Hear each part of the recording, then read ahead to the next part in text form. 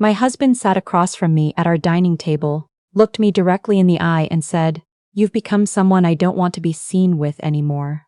You're embarrassing, Allie. You don't try, you never make an effort, and honestly, I'm done pretending I'm okay with it." I set my fork down, and I said, "Okay." He expected tears. He expected me to argue, to defend myself, to break down and beg him to explain exactly what I'd done wrong so I could spend the next 6 months trying to fix it. That's what the old me would have done. Instead, I pushed back from the table, walked to the sink, rinsed my dish and went upstairs, and that night I started dealing with it. Just not in any way he could have predicted. But you need to understand who we were before you understand what we became. Because the distance between those two things? That's the whole story.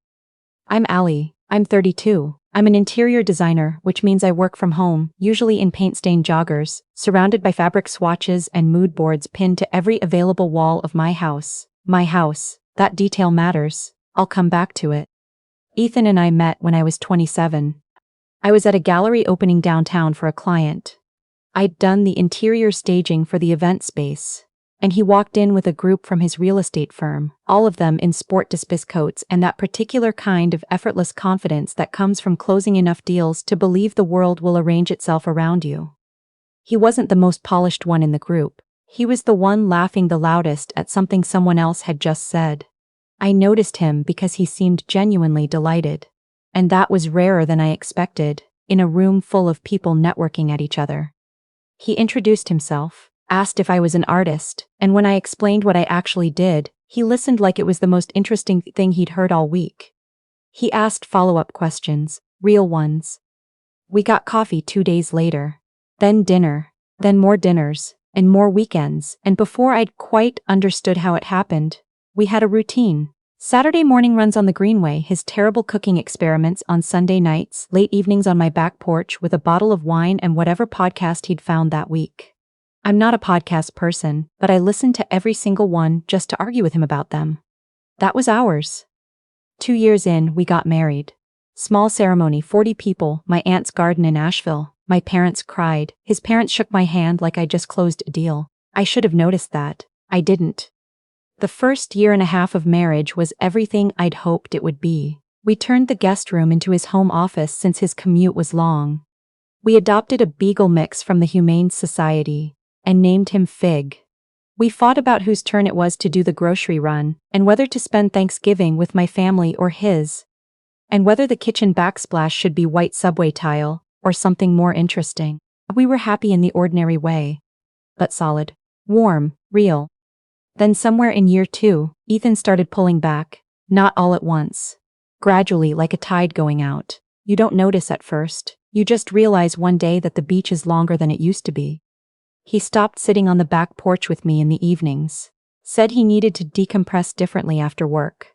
Started taking phone calls in the bedroom with the door closed. Client stuff. Needed quiet to think. Started coming home later. Not dramatically late at first, just 7:30 instead of 6:10, then 8, then 8:30. I made dinner, kept his plate warm, told myself that's what it looked like when you were married to someone ambitious. I'd known what I was getting into. This was temporary. He started caring about how he looked in ways he never had before. New clothes, actual fits instead of the Gap basics he'd worn the whole time I'd known him. A different cologne that I didn't recognize. A gym membership at some upscale place near his office, Tuesdays and Thursdays right after work, coming home smelling clean and slightly unfamiliar. I mentioned once that I liked the new cologne. He said a friend recommended it, moved past me to the refrigerator, and didn't look up. Her name was Sasha. I heard it for the first time about 8 months before everything fell apart. She was an events coordinator at his firm, 26, and apparently exceptional at her job. He mentioned her once in passing, in the context of a client dinner she'd organized. I filed the name away without thinking much about it.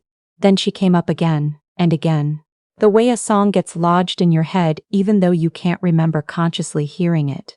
At some point Sasha was just there, woven into every work story he bothered to bring home.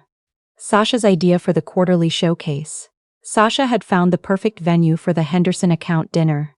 Sasha had impressed the partners so much they were already talking about promoting her.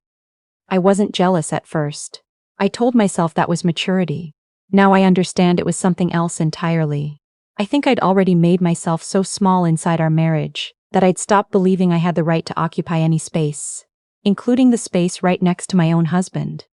So I did what I always did.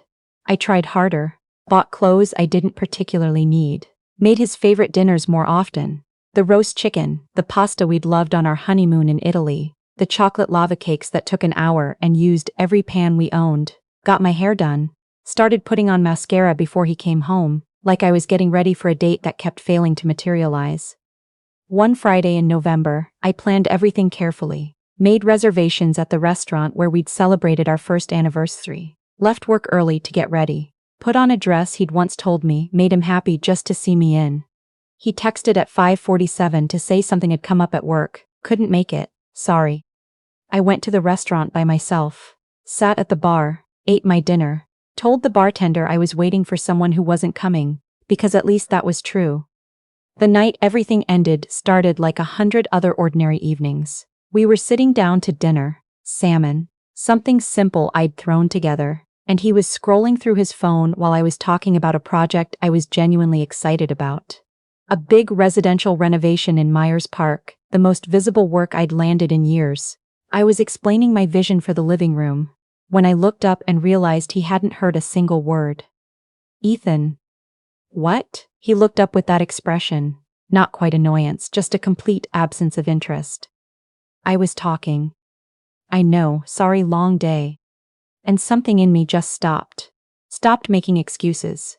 Stopped reciting the story I'd been telling myself about a husband, having a hard stretch at work. I looked at him sitting there, and I finally, clearly, saw things as they were. Are you happy? I asked. He put his phone face down. Something shifted in his expression, and I felt my stomach tighten, because I already understood that whatever was coming wasn't going to be okay. I've been trying to figure out how to say this, he said. Then, just say it. He looked out the window for a moment, then back at me. You've become someone I don't want to be seen with anymore. You're embarrassing, Allie. You don't try. You never make an effort, and honestly, I'm done pretending I'm okay with it. I didn't say anything, he kept going. You work from home and you never go anywhere and you've just stopped. You don't come to work events with me, you show up to things and whatever, and you don't seem to care how it reflects on me. I need a partner who shows up, who puts in effort. You used to try, you used to care about how things looked, how we looked, and now I went to your holiday party in December, I said, and my voice was incredibly calm, which surprised me. In a dress you bought 3 years ago. It's a good dress. Allie. He said my name like I was missing something obvious. I'm not attracted to you anymore, I haven't been for a while, and I'm tired of pretending otherwise. I thought about the dress I'd worn alone to a restaurant while he worked late. I thought about the lava cakes. The mascara applied like an offering. Okay, I said. I pushed back from the table, rinsed my dish, went upstairs. An hour later I heard the front door open and close. He'd decided to go out. I sat on the edge of the bed and I thought about Sasha's name coming out of his mouth for 8 months. The new cologne. The gym, the Tuesday nights. And I knew, not yet as a fact, but in the way you know something when every detail you've been not quite looking at suddenly comes into focus all at once. I called Jo around 10. She picked up on the second ring. He just told me he's not attracted to me anymore, I said. That I embarrass him, that I don't try. A pause. Where is he now? Out. I'm coming over. You don't have to. I already have my keys. She arrived in 20 minutes with wine she'd clearly grabbed in a hurry, and the expression she gets when she's furious on someone's behalf, but working very hard to stay useful. We sat on my kitchen floor, not the chairs, the actual floor, because sometimes that's where a conversation belongs, and I told her everything, the pulling away. Sasha's name everywhere, the new clothes and the closed doors and the November reservation he'd blown off with a text. When I finished, she didn't try to talk me out of what I was already thinking. Jo has never been that kind of friend. What do you need? She asked. A very good attorney, I said. She pulled up her phone without hesitating and texted me a name. Hargrove and Associates Family Law, someone her coworker had used the year before and described as, in her words, absolutely relentless. I called the next morning at 9 sharp. Miss Hargrove had the kind of voice that made you feel like things were going to be handled. Precise, efficient, not unkind. I explained everything. 3 years of marriage, suspected affair, and here I watched her get quieter on the other end of the line. The fact that I had purchased my house 2 years before we married. Solely in my name. Using my grandmother's inheritance and my own savings. Ethan's credit score at the time we met was too low for a conventional mortgage. Some student loan history he'd been working through. And we'd always said he'd get on the deed when the time was right. The time never ended up being right. He was never added. She paused. You hold sole title to the property? Yes, and I have 4 years of mortgage payment records traceable to my business account. Only my account. Good, she said. That's very good. Now let's talk about what you have in terms of evidence. Over the next 10 days, I went through everything methodically. Our joint credit card statements, the shared account we'd been using for household expenses, told a story I'd been looking away from for months. A hotel in the Kimpton downtown, $287, on a Tuesday when he'd said he had an early morning, and it made more sense to stay close to the client site. A restaurant in Noda I'd never been to, $214, on a Friday I'd spent alone with Fig in a movie. A charge from a florist I'd never received flowers from. A boutique jewelry purchase for $340. I'd never seen any jewelry.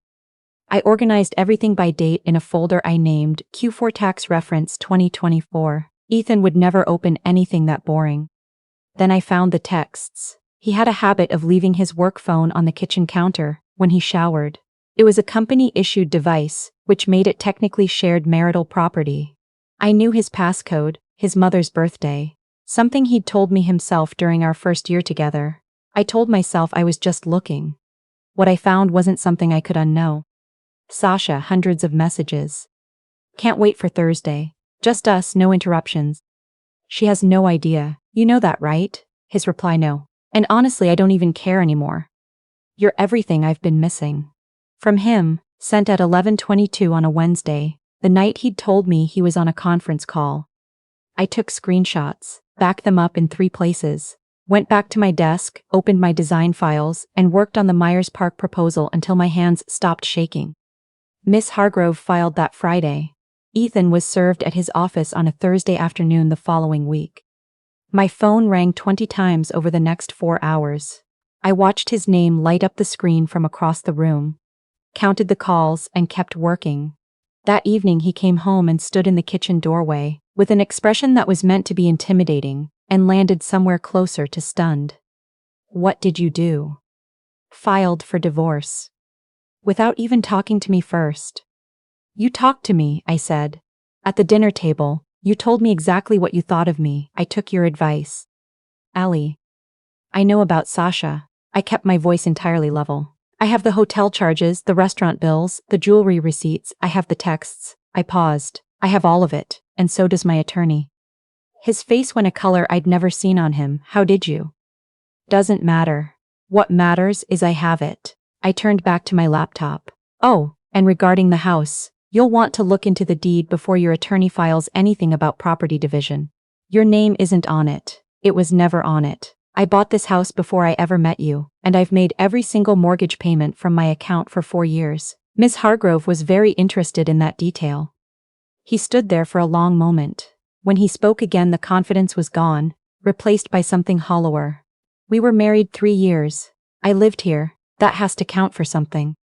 Talk to your attorney, I said. That's what you're paying them for. His attorney spent 3 weeks trying to build a case for equitable distribution of the home's appreciated value. The property had gone from $285,000 to $430,000 in 4 years, which is what happens to real estate in Charlotte when you buy in the right neighborhood at the right time. Ms. Hargrove submitted my full payment history, the original deed and purchase records, the inheritance documentation showing the source of my down payment, and every piece of infidelity evidence in the folder I'd built. North Carolina still recognizes fault grounds in property division. His attorney knew it. Ethan's attorney was very good at making noise and not very good at making arguments. His mother called me on a Tuesday afternoon. She didn't bother with hello. Told me I was being vindictive and destroying her son's life over wounded pride. That marriage required grace and forgiveness, and I was letting my ego ruin something that could still be repaired. I waited until she finished. Then I opened my phone and sent her every screenshot, all of them, including the message where Ethan had written, "She has no idea how checked out I am. It's been like living with furniture." She didn't call again. 2 weeks later, Ethan called me from a number I didn't recognize. I almost let it ring through. Something made me pick up. My parents told me to sign the papers. His voice was flat, hollowed out. They saw the messages. "Your attorney will send everything to Ms. Hargrove," I said. "Allie." A pause long enough that I thought the call had dropped. I don't know when I became someone who did this. I thought about the gallery opening, the laugh I'd noticed from across the room, the Sunday morning runs, the podcast arguments, the back porch evenings. "I don't either," I said honestly, "but that's not my problem to figure out anymore." He signed 3 days later. About a month after the filing, Joe heard through a mutual contact that Sasha had taken a position with a firm in Chicago. She'd relocated quickly and apparently been quite clear that she wasn't interested in getting involved with a man in the middle of a contested divorce. In her words, according to the contact, too much baggage. I sat with that for a long time. Ethan had been willing to blow up 7 years, his credit to my house, his marriage, his wife's sense of herself. For a woman who left the moment the situation required anything of her. The thing he'd chased had evaporated the second it cost something real. That's not comfort exactly, but it's true, and by then I'd developed a strong preference for truth over comfort. The divorce was finalized in early March. I repainted the living room that weekend. A deep terracotta that Ethan had called depressing when I'd suggested it 2 years earlier. I hung it on every wall, bought the sectional I'd always wanted, and positioned it exactly where I wanted it without consulting anyone. Turned his old office back into a proper guest room with soft bedding, and a reading lamp and a wall of plants that needed the east-facing light. My design work was better than it had ever been. The Myers Park renovation came together beautifully. 3 more projects arrived through referrals. By June, I had a wait list for the first time since starting the business, and I hired a junior designer fresh out of UNCC who reminded me of myself at 22, talented, slightly terrified, and absolutely determined. I started running again. Not because of anything Ethan had said about how I looked. That particular wound was taking time, and I was in therapy working on it, 1 honest hour a week with someone who had a very good capacity for sitting with uncomfortable things. I started running because Fig needed the exercise and because I'd missed it. The greenway on weekday mornings, the light through the trees, just me and the dog and a city not quite awake yet. One morning about 4 months after everything was settled, I ran a route I hadn't taken in years, past the coffee shop where Ethan and I used to go on Saturday mornings. I slowed down without meaning to, looked at the window table where we used to sit. A different couple was there now, leaning toward each other over their cups. I kept running. Joe got engaged in September. I screamed into the phone in a way I'm not particularly proud of. Her partner was patient and funny and completely devoted to her, and the engagement made perfect sense, and it also made me cry in the best way. The kind that happens when you remember that love actually working out is possible, even when your own version of it didn't. She asked me to be her maid of honor. I said yes before she finished the sentence. I stood beside her at the ceremony in November and watched her marry someone who looked at her like the room had gotten brighter just from her being in it, and I thought, it's still possible. Not now, maybe not for a while, but possible. I'm 32. I own my house outright, in my name, and it's worth considerably more than I paid for it. My design business has a wait list. Fig is convinced there's a squirrel in the backyard that needs to be taken seriously. I go to therapy on Thursdays and I mean it when I tell my parents I'm doing well. People ask sometimes what happened with my marriage. I give them the short version. We wanted different things. The people who need to know the whole story already do. I don't regret the years with Ethan. I regret the ones I spent making myself smaller so he'd have more room. There is a difference between those two things, and understanding it took longer than I'd like to admit. He told me I'd let myself go. What I'd actually let go of was the belief that I had to justify my own existence to someone who'd already decided I wasn't worth the effort. Once I stopped trying to convince him, I had all this energy back. I didn't know what to do with it at first. Now I do. He told me to deal with it, and I did, just not in any way he saw coming.